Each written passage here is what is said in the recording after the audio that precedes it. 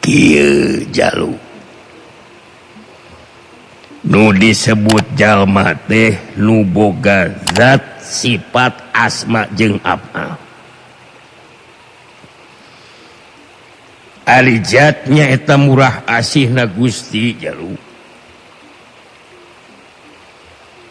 Ari sifatnya ieu waruga. Ari asma ngaran make ngaran ge ngaran jelema. Anu bakal ngabedakeun mah dina af'al atawa pagaweanana. Pagaweana jalma anu bisa milampah ka manusaan. Karek payus disebut manusa jalu.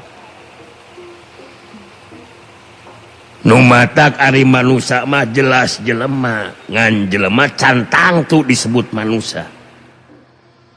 Sabab teu kurang-kurang jalma anu ngaku manusa tapi laku lampahna kasetanan, karobanan, kahewanan.